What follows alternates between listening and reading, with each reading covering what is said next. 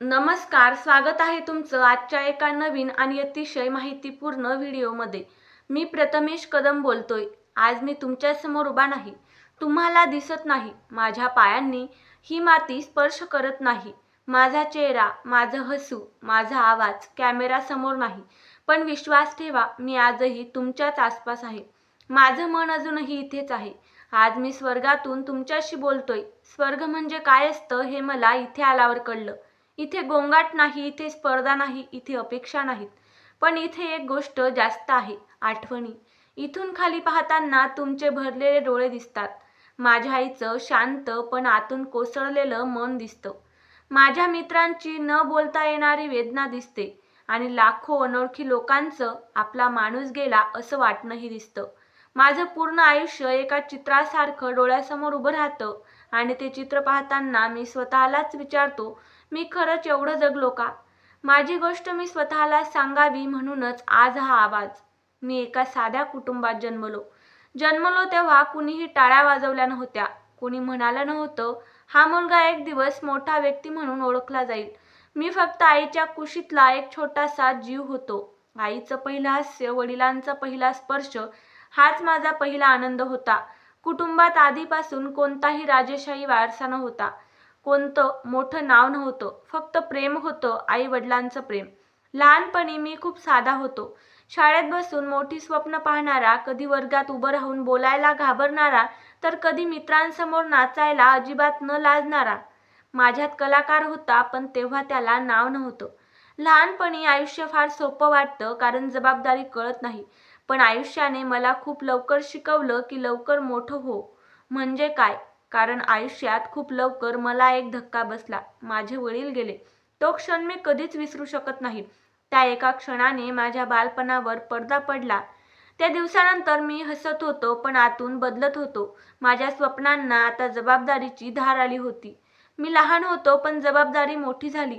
त्या दिवशी मी आईकडे पाहिलं आणि पहिल्यांदा जाणवलं, आई म्हणजे फक्त आई नसते, ती आधार असते, ती ढाल असते आणि कधी कधी तीच देव बनते. आईने मला कधीही जाणवू दिलं नाही की आम्ही अपुरे आहोत. तिने स्वतःला झोकून दिलं आणि मला उभं केलं. आईसोबतचं माझं नातं फक्त आई मुलाचं नव्हतं, ते माझं बळ होतं. शाळेत बसून मी खिडकीतून बाहेर पाहायचो आणि विचार करायचो, माझं आयुष्य वेगळं असेल का? मला माहीत नव्हतं कसं, पण मन सांगायचं हो, नक्की वेगळं असेल. शिक्षण सुरू होतं, पण मन सतत काहीतरी वेगळं करायला सांगत होतं. माझं मन पुस्तकांइतकंच भावनांमध्ये अडकलेलं होतं. मला लोक पाहायला आवडायचे, त्यांचे हावभाव, त्यांचं हसू, त्यांचं दुःख. कदाचित तिथेच माझा कलाकार तयार होत होता. माझ्यात असलेली कला मी दडपून ठेवू शकलो नाही. पहिल्यांदा जेव्हा मी कॅमेऱ्यासमोर उभा राहिलो, तेव्हा मला प्रसिद्धी नको होती. मला फक्त स्वतःला व्यक्त करायचं होतं.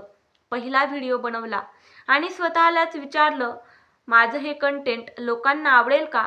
सुरुवातीला कोणी ओळखत नव्हतं. लाईक्स कमी होते, कमेंट्स कमी होत्या, पण लोकांनी मला ऐकलं. हळूहळू ओळखलं आणि मग मला स्वीकारलं. कारण मी खोटं काही करत नव्हतो. हळूहळू लोक माझ्याशी जोडली गेली. माझं हसणं लोकांना आपलं वाटायला लागलं. आईसोबतचे व्हिडिओ फक्त कंटेंट नव्हते, ते आमचं आयुष्य होतं. लोकांना वाटायचं आमचं आयुष्य परफेक्ट आहे, पण प्रत्येक हसण्यामागे एक थकवा असतो, एक न सांगितलेली भीती असते. आईसोबतचे साधे क्षण लोकांच्या घरात पोहोचले. माझ्या यशामागे कोणतीही रणनीती नव्हती, फक्त प्रामाणिकपणा होता. करिअर वाढत गेलं, लोक मला ओळखायला लागले, नाव आलं, लोक प्रेम करू लागले. पण माझ्या मनात एक शांत आवाज नेहमी म्हणायचा, जास्त थांबू नकोस, तुझ्याकडे वेळ कमी आहे.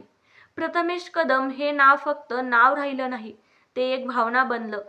पण एक गोष्ट लक्षात ठेवा, यश दिसतं, संघर्ष दिसत नाही. शरीर थकत होतं, मन कधी कधी हरवत होतं, तरीही मी हसत होतो. कारण मला वाटायचं माझं काम म्हणजे लोकांना आशा देणं. माझं लग्न झालेलं नव्हतं, कारण मी अजून स्वतःचं आयुष्य पूर्ण उभं करत होतो. स्वप्न होती, पण घाई नव्हती.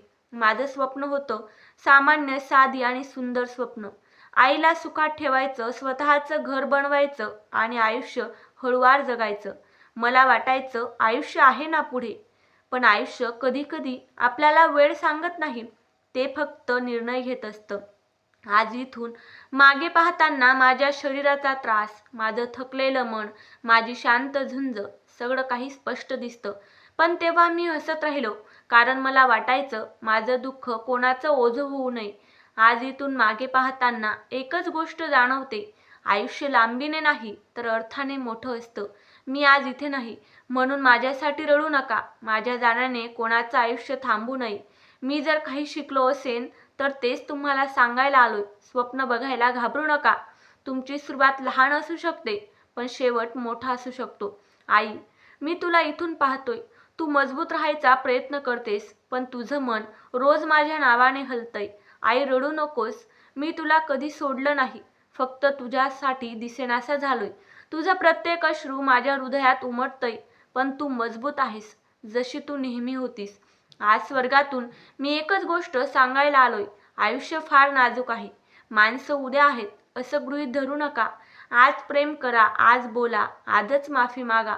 माझ्या मित्रांनो, माझ्या चाहत्यांनो, माझ्यावर प्रेम करणाऱ्या प्रत्येकालाच आज स्वर्गातून एकच सांगतो, मी गेलो नाही.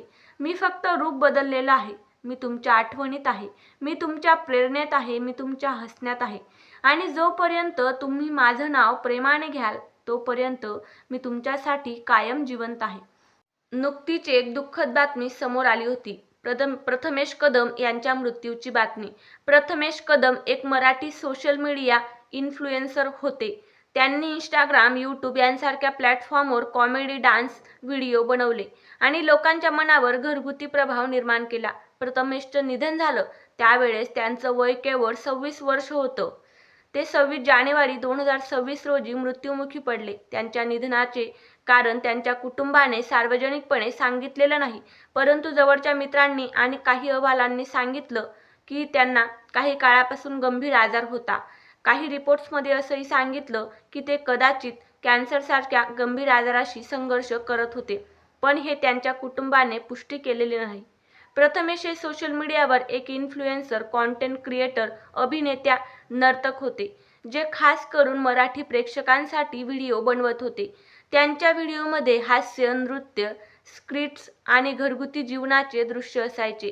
ते अनेकदा आईसोबत मदर सन रील्समध्येही दिसले व ते त्यांच्या चाहत्यांना खूप आवडायचे. त्यांच्या इंस्टाग्रामवर सुमारे 1.86 लाखांहून अधिक फॉलोअर्स होते आणि त्यांच्या यूट्यूब चॅनलवरही हजारांची संख्या होती. सार्वजनिक बातम्यांमध्ये त्यांची औपचारिक शैक्षणिक पात्रता, जसं की डिग्री किंवा कॉलेज, याबद्दल नेमका उल्लेख नाही. त्यांच्या कामावरून हे दिसून येतं की त्यांनी कलात्मक अभिनय आणि नृत्य कौशल्यावर भर दिला होता आणि सोशल मीडिया प्लॅटफॉर्मवरून त्यांनी स्वतःचं करिअर उभं केलं. प्रथमेश कदम यांचं लग्न झालेलं नव्हतं आणि त्यांच्या वैवाहिक स्थितीबद्दल कोणतीही सार्वजनिक माहिती नाही. प्रथमेश कदम यांच्या कुटुंबाबद्दल उपलब्ध माहिती अशी की त्यांना आई होती, ज्यांचं नाव प्रज्ञा कदम, ज्या तुम्हाला बऱ्याच व्हिडिओमध्ये दिसल्या देखील असतील. तसंच त्यांचे वडील पूर्वीच वारलेले होते, म्हणजे त्यांचा मृत्यू झालेला होता. त्यांना फक्त बहीण होती, प्रतीक्षा कदम, ज्यांचा काही व्हिडिओमध्ये उल्लेखसुद्धा झालेला आहे, अशी त्यांचे कुटुंबातील सदस्य होतं. त्यांच्या कुटुंबातील या प्रेमळ नात्यामुळेच त्यांच्या व्हिडिओमध्ये भावनिक आणि घरगुती भावना जास्त जाणवायची. त्यांच्या निधनानंतर सोशल मीडियावर मोठी शोककळा पसरली आणि चाहत्यांनी त्यांना भावपूर्ण श्रद्धांजली वाहिली. त्यांच्या मित्रांनी आणि सहकाऱ्यांनी भावनिक पोस्टमध्ये लिहिलं की ते सदैव आठवणीत राहतील आणि त्यांची हसणारी प्रेमळ व्यक्तिमत्व कायम लक्षात राहील. सगळ्यांकडून प्रथमेश कदम यांना भावपूर्ण श्रद्धांजली.